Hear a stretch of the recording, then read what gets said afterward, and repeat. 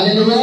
जैसे हमारे बीच में बहन ने कहा कि मरियम मगदलीनी और दूसरी मरियम कब्र को देखने आई, कब्र पे वो आती हैं और लिखा हुआ है वचन में, जैसे मेरे प्रियो, और देखो एक बड़ा भूकंप हुआ। क्या हुआ?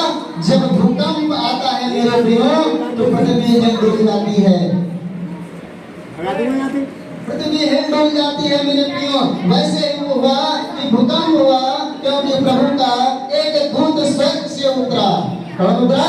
स्वर्ग से एक स्वर्गदूत आता है और उतरा और पास आकर उसने पत्थर को लुढ़का दिया। क्या किया?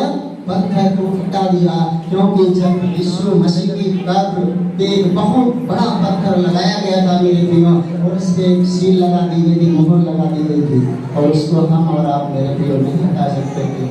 हालेलुया। और स्वर्गदूत आता है और क्या करता है? उसको हटा देता है। हालेलुया।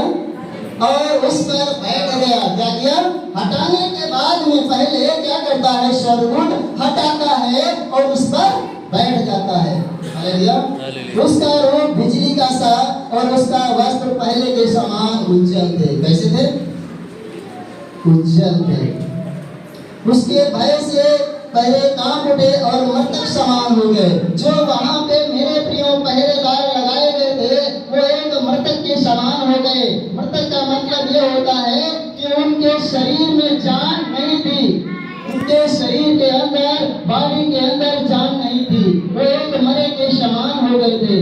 जब स्वर्गदूत आपके जीवन में मेरे प्रियो आता है, आपकी परमेश्वर की उपस्थिति आपके बीच में जब होती है मेरे प्रियो, तब आपके बंधन और श्राप टूट जाते हैं, आपकी बीमारियां चली जाती हैं, कष्ट चले जाते हैं, दुख चले जाते हैं। हालेलुया। जब परमेश्वर के स्वर्गदूत आपकी उपस्थिति में चले रहेंगे, और मैं विश्वास करता हूँ आज हमारे बीच में स्वर्गदूत है यहाँ पे। आमीन। लिखा हुआ है स्वर्गदूत ने स्त्री से कहा मत डरो। स्वर्गदूत कहते हैं तुम न डरो। इसका मतलब ये हुआ जब स्वर्गदूत को देखा होगा स्त्रियों को तो वो डर गई होंगी, वो डर गई होंगी मेरे प्रियो। और लिखा हुआ है जैसे मत डरो, मैं जानता हूँ कि तुम यीशु को जो क्रूस पर चढ़ाया गया था ढूंढती हो। हालेलुया। वचन मुझे सिखा रहा है उस समय जो महिलाएं थी, जो स्त्रियां थी, वो यीशु को ढूंढ रही थी। और आज क्या होता है मेरे प्रियो, अगर परमेश्वर आपके जीवन में काम करता है, बीमारियां चली जाती हैं, संकट चले जाते हैं, दुख चले जाते हैं, तो मेरे प्रियो प्रभु को छोड़ना नहीं है, क्योंकि आपने ढूंढ लिया है। क्या किया है?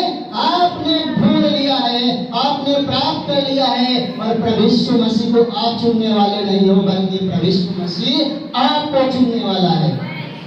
आमीन। लिखा हुआ है वह या नहीं परंतु अपने वचन के अनुसार जी उठा। जो वचन भविष्यवाणियां हुई थी, जब हम वचनों को पढ़ते हैं और उसी वचन के द्वारा वो जी उठा था। हालेलुया।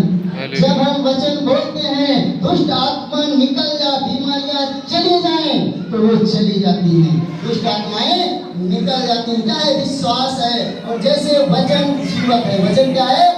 जीवत है। और वचन जैसे लिखा हुआ था वैसे वो यीशु मसीह जी उठे, मुर्दों में से जी उठने वाले परमेश्वर थे। हालेलुया। आगे लिखा हुआ है आओ यह स्थान देखो जहाँ प्रभु पड़ा था, और शीघ्र जाकर उसके चेलों से कहो कि मृतकों में से जी उठा है, और वह तुमसे पहले गलील को जाता है। पहले कहाँ गए? गलील को गए, और उसका दर्शन पाओगे। देखो मैंने तुमसे कह दिया है, मैंने तुमसे कह दिया है। हमको इधर उधर टांग और झांक करने की जरूरत नहीं है मेरे प्रियो। आपको पवित्र शास्त्र मिल गया है, आपको वचन मिल गया है। इसका मतलब हम इधर उधर टांग झांक न करें।